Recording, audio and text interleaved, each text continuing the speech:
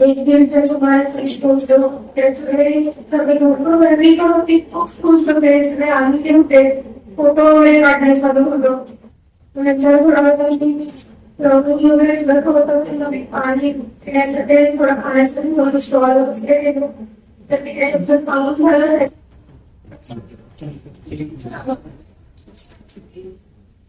पर्यटन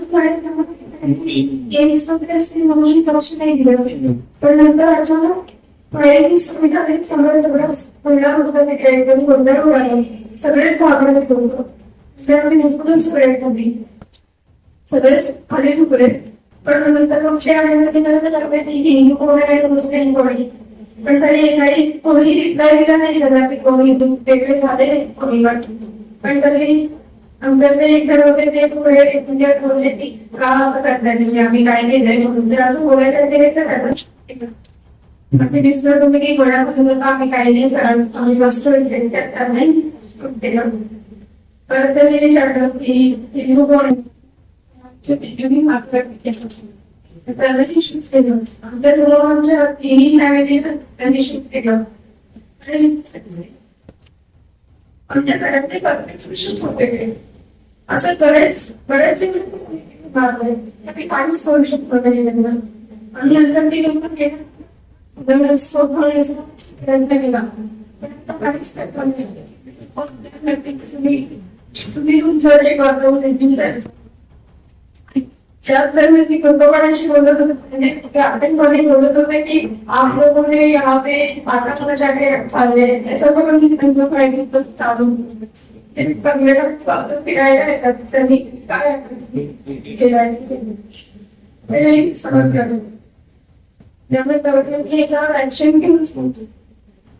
त्यांना आम्हाला भेट द्यायला पाहिजे आणि त्या लोकांनी थोड्याच्या घेतलीच पाहिजे मी मध्य दिवशी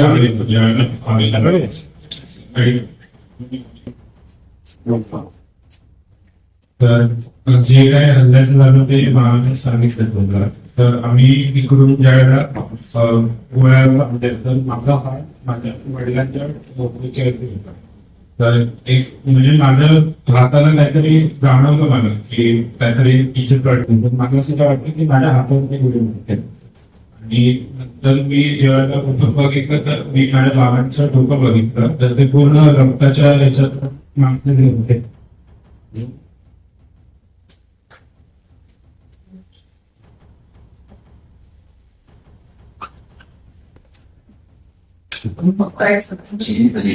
मानसिक अवस्था की नाही ते सुद्धा ते प्रयत्न करतात तुम्हाला जी काही इन्फॉर्मेशन पोहोचवण्याचा प्रयत्न करतायत ते जेव्हा तिथून निघाले तेव्हा त्यांना श्रीनगरच्या काही प्रथमोपचार देण्यासाठी जेव्हा मी सगळं बघितलं तर आम्ही असं केलं की आपल्या लोकसभेला सांगितलं की जी काय यंत्रणा हे पोहोचायचे असेल तरी आर्मी वगैरे सगळे येते पहिले तुम्ही तुमचा जीव वाचून तिकडनं निघून जा तो स्पॉट असा आहे की तिकडे वरती झालं 3 तास लागतात घोडे फक्त घोडेच जातात बाकी ना कुठली गाडी जाते ना काही चालते काही नाही तर ते सगळे घोडेवाले तिथे आले आणि एक एक करून जेवढे जमत होते त्या सगळ्यांना एक एक त्यांनी घोडा दिला होता खाली पाडल्याला आणि जी उरले होते त्यांना चांगलं चालत आम्ही ते केलं सगळे उतरवले त्याच्यावर तर तो स्पॉट घोड्यावरून 3 तास असेल तर आम्हाला चालत पूर्ण 4 तास लागले माझ्या आईला राहील तर तिला पहिले मी आणि माझ्या भावाने उचलून वगैरे थोडा वेळ आणण्यात आली मग ती स्वतः थोडा वेळ चालली आणि जो आमचा पुढा होता ज्यांनी आम्हाला वस्ती आणलं ते तो मग तिथे पोहोचला नशिबाने आणि त्यांनी मग आईला पाठीवरती उचलून कामी नेलं आणि मग पुढे काही अंतरावरती घोडे होते तर आईला आम्ही घोड्यावरती बसून पाठवले आणि माझा भाऊ पूर्ण 4 तास आम्ही चालू लागलो आणि नंतर खाली बेसला बसल्यावर ते इकडे आमचे सगळे मामी आणि खाली गाईड इकडे होते कारण आम्ही त्यांना आधीच खाली पाठवून दिलं होतं आणि त्यांना मग विचारलं की आई होते तर आईला ऑलरेडी आम्ही हॉस्पिटलमध्ये त्यांनी चेकअपसाठी नेलं होतं त्याच्यानंतर मला आणि या सगळ्यांना त्या हॉस्पिटलमध्ये आणि नंतर तिकडचे जे डॉक्टर्स वगैरे होते त्यांनी काय सांगितलं की अजून लिस्ट आलेली नाही तर तिकडच्या गव्हर्नमेंटने आमच्यासाठी अरेंजमेंट केली होती टेलिग्राम क्लब म्हणून जागा आहे तर तिकडे त्यांनी आम्हाला बसवलं होतं आणि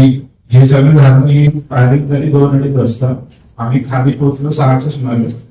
आणि 6:30च्या सुमारास आणि पूर्ण पुढचे 4 तास आम्ही वेगळेच होतो त्या क्लबमध्ये आमच्याकडे काही इन्फॉर्मेशन देत नव्हती कारण काही येत नव्हतं आणि त्याच्यानंतर 7च्या सुमारास मला कळलं होतं की पेमेंटची डेट झाली आहे संध्याकाळी आणि मला असं स्ट्रिक्टली सांगण्यात आलं होतं तिकडच्या अधिकाऱ्यांकडे की कोणाला कळू द्यायचं नाही माझे एक काका आहेत माझ्या तिकडच्या एका IPS ची बोलून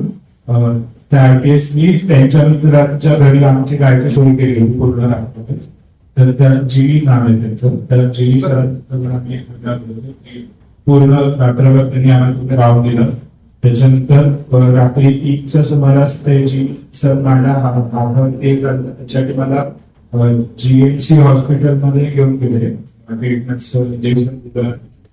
एक्सरे वगैरे काढून घेतात ते सगळं नॉर्मल होतं नंतर ती रात्र जागत होतो मी काही झोप वगैरे काही नाही त्याच्यानंतर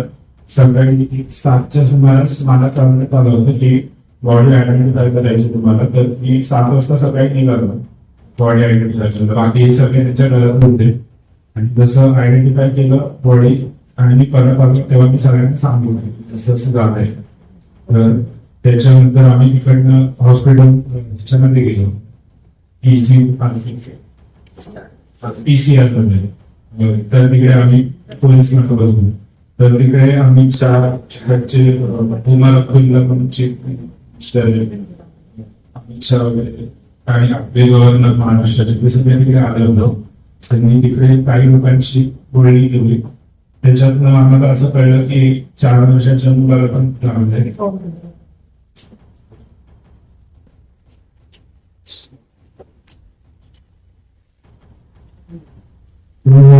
आम्हाला माझे काकांनी अजून खरेदी घ्यायला होते त्यांनी आम्हाला आम्ही त्यांच्यासोबत गेलो आणि संध्याकाळी आम्ही इकडे काढू होते सगळ्यांनी सगळे गेले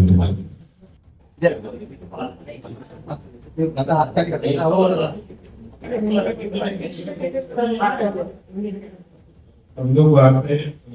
21 तारीख को हम लोग वहाँ पे पहुंचे थे तो रात को वहाँ पे हम करके हम लोग रात में रुके थे और सुबह हम लोग वहाँ से निकले 8 बजे हम लोग सुबह निकल रहे और पूरा ऊपर चढ़ के हम लोग वहाँ पे खाना वगैरह खा रहे थे और वहाँ से हम लोग निकल रहे थे उतने में हमारा फायरिंग का आवाज आया तो हमने पहले इग्नोर किया आवाज क्योंकि वो बहुत दूर का आवाज था तो हमें लगा कोई लाइट का ऐसा हाथ आता है वहाँ पे बहुत सी गेमिंग एक्टिविटीज थी वहाँ पे गेमिंग का करना रहता वहाँ का वैसा कोई शूटिंग नहीं था तो पहले हमने इग्नोर किया फिर वो आवाज धीरे धीरे करी पा रहा तो वहाँ पे जो लोग थे उन्होंने बोला कि दिख जाओ नीचे कि ये गोली मार देंगे वरना तो सब लोग नीचे लेट गए सब लोग और फिर वहां मैंने पूछा कि हिंदू वाले वो अलग हो जाए और मुस्लिम वाले वो अलग हो जाए उन्होंने फिर बताया मतलब वहां पे उन्होंने हम में से किसी ने कोई हलचल नहीं की और फिर उन्होंने ये किया कि वापिस खींचने हिंदू वाला और मुस्लिम वाला तो मेरे जो मामा है उन्होंने सिर्फ उनसे बात करने की कोशिश की हमने जाने दीजिए हम कुछ नहीं करने वाले हैं तो उनको सीधा गोली मार दी फिर मेरे जो दूसरे मामा है अतुल उन्होंने इन दोनों को गले लगाया कि इन्हें छोड़ दीजिए इन्हें जाने दीजिए तो उन्हें बोला कि तुम बाजू में हट जाओ वरना आपको भी मार देंगे पर उन्होंने बाजू नहीं हुए वो इनसे चिपके रहे तो उनको कैसे करके पेट में गोली मार दी उन्होंने फिर उनको और फिर उन्होंने वापस पूछे कि हिंदू कौन है मुस्लिम कौन है तो मेरे पिताजी हसन थे उन्होंने हाथ ऊपर करने की कोशिश की तो उनको सिर में गोली मार दी उन्होंने और मेरा हाथ उनके सिर के पास था तो मुझे वो गोली छूके चली गई और उनके सर में गई इसलिए फिर बाद में सब शांत हो गया और फिर धीरे धीरे करके हम लोग देखने लगे कुछ है कोई है आदमी, सब आवाज वगैरह कुछ नहीं था। तो धीरे धीरे अब तो ऐसे ऊपर थोड़ा सा दिखने लगे तो कुछ नहीं था। तो वहाँ के जो घोड़े वाले थे कि वो वहाँ पे आ गए और उन्होंने बोला कि आप यहाँ से निकल जाइए, ये जो जिनको इंजरी हुई है उनके लिए रेस्क्यू ऑपरेशन के लिए आर्मी आएगी और सब हेलीकॉप्टर से उन्हें आएंगे। फिर उसके बाद हम लोग वो घोड़े वाले जो थे और उन्होंने वहाँ पे वो सब टूरिस्ट थे उनको नीचे लाने के लिए हेल्प की, क्योंकि वो स्पॉट ऐसा है कि वहाँ पे सिर्फ घोड़े जाते हैं और वो स्पॉट टीम पॉइंट है। जब जहाँ पे गाड़ियाँ खत्म हो जाती है वहाँ पे बाहर टीम पॉइंट है। तो हम लोग वहाँ पे सब घोड़े वाले आए, तो जैसे जितने घोड़े थे उतने एक एक करके उन्होंने टूरिस्ट को नीचे भेजना शुरू किया और जो नहीं जा पा रहे थे रोड से वो धीरे धीरे चलने लगे। तो मैं मेरा भाई तो हम सब 6 के 6 लोग हम लोग चल रहे थे। तो इन तीनों को मेरी बहन, ये मामी और दूसरी मामी को मैंने भेज दिया, क्योंकि मेरे मदर को पहले पूरा चलने को इतना फास्ट नहीं था। तो मैंने और मेरे भाई ने मेरी मदर को हम लोग एक एक करके उठाते नीचे जा रहे थे, थोड़ी देर वो चल रही थी। फिर इनको तो हमने आगे भेज दिया, फिर वो घोड़े वाले आए और मतलब जो लकीली जो जिस घोड़े पे हम लोग आए थे ऊपर वही हमें मिला और वहां से वो नीचे मेरी मम्मी को कंधे पे उठाया उन्होंने और नीचे लेके गए और वहां से उनका घोड़ा नीचे था तो उन्होंने घोड़े पे बिठा के उन्हें नीचे भेज दिया। इसके बाद वहाँ पे जो बेस था जो ये पूरा स्पॉट था कम कर रहा है वहाँ पे सब मेडिकल और पास आर्मी भी थी और उन्होंने हमें ये किया कि आपको कुछ लगा है। मेरी मदद को उन्होंने ऑलरेडी हॉस्पिटल में यही कर दिया था चेकअप के लिए। तो फिर मैं वहाँ पे गया और हमें वहाँ पर बताया गया कि जो ऊपर इनका सब फायरिंग वाइट होंगे उनका लिस्ट आपको बाद में मिलेगा। आप पहले पहले काम करके गवर्नमेंट ने हमें एक जगह दी थी, वहाँ पे जाके आप रहिए, जैसे लिस्ट मिलेगा तो हम आपको बता देंगे। तो तकरीबन 3-4 घंटे हम लोग ऐसे ही वहाँ पे बैठे रहे, हमें कुछ ये लिस्ट नहीं मिला। तब तक मेरा उधर के सब ऑफिसर्स और आर्मी के लोगों से सब बातचीत चल रहा था, कोई अपडेट तो पर अपडेट कुछ नहीं मिला था। फिर 8:30 के आसपास हमें सिर्फ मुझे पता चला था 7 के आसपास ये डेथ हो गई दिनों की। तो मैंने मेरी फैमिली को नहीं बताया था अभी सुबह में, पूरा रात में फैमिली को लेके वो क्लब में था और फिर क्लब के बाद वहाँ पे मेरे जो चाचा है उन्होंने उनके एक पहचान वाले से मुझे कांटेक्ट करने के लिए बोला था। तो IPS ने उनके फ्रेंड को बोला था कि इनके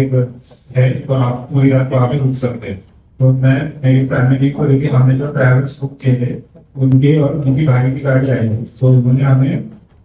श्रीनगर लेके गए। यहाँ पहलगाम से श्रीनगर 100 किलोमीटर है आसपास। तो हम पूरे वहाँ से गाड़ी पे गए, वहाँ से वो पूरा हम लोग उनके करते रहे। फिर उन्होंने मेरे जो जी नाम है उनका जी के घर पे हम थे, तो उन्होंने मेरा ये और जेल से हॉस्पिटल सब मेडिसिन वगैरह बनाने दिया। फिर बाद में पूरी रात हम लोग चले थे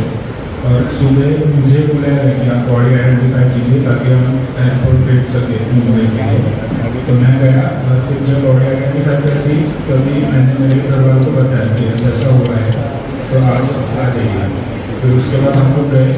फिर हॉस्पिटल से आप PCR गए तो पुलिस कंट्रोल तो आदर सर अमित शाह आपके चीफ मिनिस्टर हमारे महाराष्ट्र के गवर्नर वो सब आए हुए थे। तो वो लोगों से पूछताछ कर रहे थे और वहाँ पे हमें बताया था कि 4 साल के बेटे को भी गोली लगी है। वहाँ से हम लोग मेरे चाचा और मेरे और रिलेटिव्स थे वो यहाँ पे आए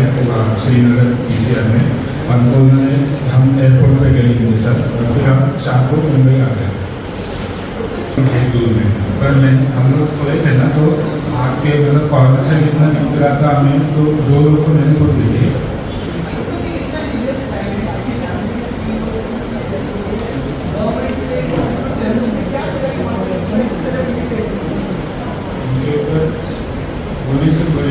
मतलब उनको सिर्फ शूटर साइड का ऑर्डर करना चाहिए जितने भी टेररिस्ट है, सिर्फ कश्मीर में या फिर वो सिर्फ पहलगाम में, जहाँ पे भी कौन से भी ऑर्डर है अपने पाकिस्तान की बॉर्डर की लगी हो या फिर बांग्लादेश की बॉर्डर की लगी हो, कहीं भी किसी भी बॉर्डर पे अगर कोई टेररिस्ट लगी तो सीधा उनको शूट कर देना चाहिए।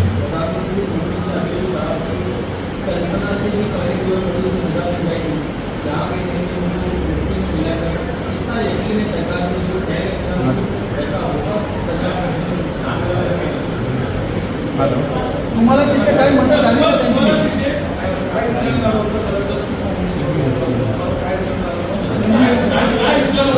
मी फक्त आम्ही जेव्हा खाली पूर्ण झुकलो तेव्हा फायटिंग चालू झाली.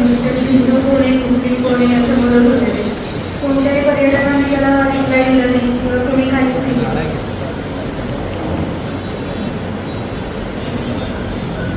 त्यांनी फक्त एकच वाक्य विचारलं आम्हाला, हिंदू कोण आहे वो अलग हो जाए, मुस्लिम कोण आहे अलग हो जाए. हेच वाक्य त्यांनी 3-4 वेळा विचारलं, बाकी काही विचारलं नाही. आप लोगों ने आतंक मचा के रखा है, ऐसे वो पर्यटक को बोल रहे थे. फायरिंग भी कर रहे थे और साथ में ये भी बोल रहे थे. वो कहना चाह रहे थे कि ये सब आप टूरिस्ट वगैरह आ रहे हो, वो आप यहाँ नहीं आ सकते, ऐसा उनका ख्याल रहेगा कि आप सब इधर के, हाँ उनको कैसे बनाया क्या बात है।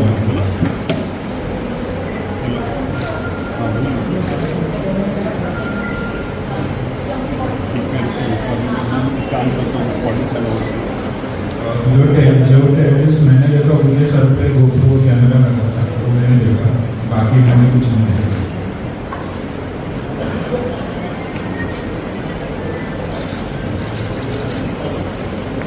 हा प्रकार झाल्यावर तुम्हाला तिथे कोणी मदत केली का? तो तिकडच्या सगळ्या जे घोडेवाले परत लोकल्स होते ते एकच घर होतं त्या पाहिजे, त्यांनी आम्हाला पाणी वगैरे दिलं मला आणि माझ्या भावाला. त्याच्यानंतर तिकडचे जे गव्हर्नमेंटचे अधिकारी होते, पोलीस होते, महाराष्ट्र सदनचे लोक होते, त्याच्यानंतर शिवसेनेचे श्रीकांत शिंदे होते, त्यांनी आमच्याकडे तिकडे हे पाठवली होती. त्याच्यानंतर अजून आर्मीचे NIAचे लोक होते, IPS तिकडचे होते, सगळ्यांनी माझे काका होते, कारण काकांनीच हे सगळ्यांचे नंबर वगैरे मला पाठवले होते आणि माझे नंबर या सगळ्यांना पाठवले होते. त्यामुळे त्यांनी आणि त्याच्यानंतर इकडे मुंबईमध्ये आल्यावर पण सगळ्यांनी अरेंजमेंट केली होती आम्हाला परत घरी यायची.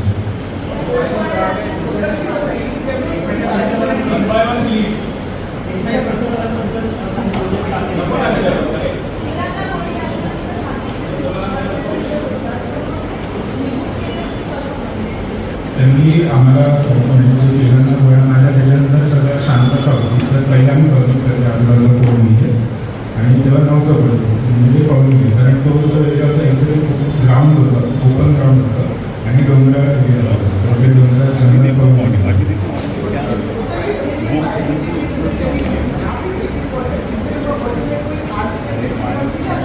सिक्योरिटी कुछ नहीं हुआ है, सब ओपन था.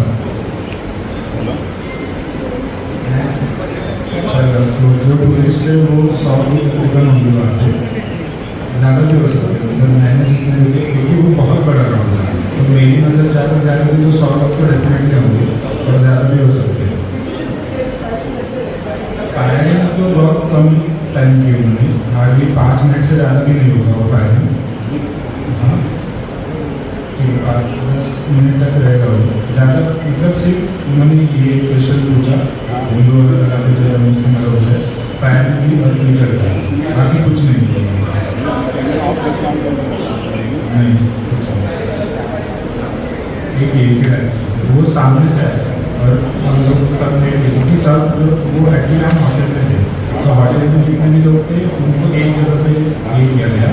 तो बाकी जहाँ से लोग होंगे तो वहाँ पे अलग टाइम हो सकता है.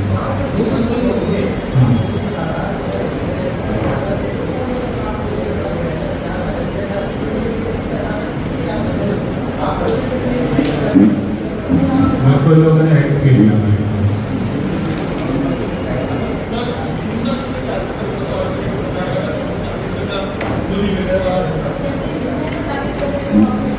हाँ हम लोगों को टारगेट कर रहे थे. सर हम सब हमारे टीचर के साथ ही थे, हमारे सामने ही मारा गया था.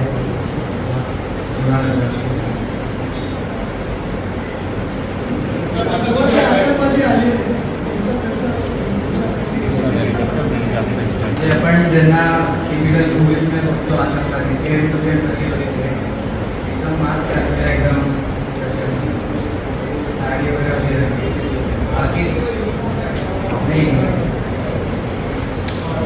ड्रेस ब्राऊन कलरचा होता तेवढं मला दिसलं आता तो युनिफॉर्म कलर नॉर्मल कलरमध्ये मिळतो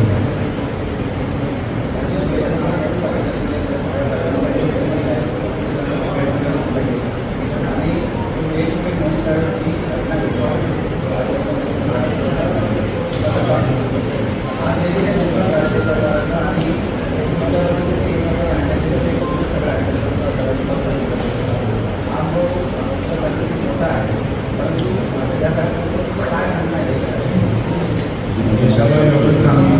की आम्ही पाठीशी गव्हर्नमेंट आणि यांना कठोर शिक्षण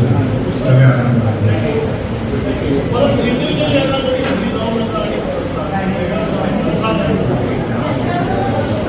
एकदा तुम्ही काय करता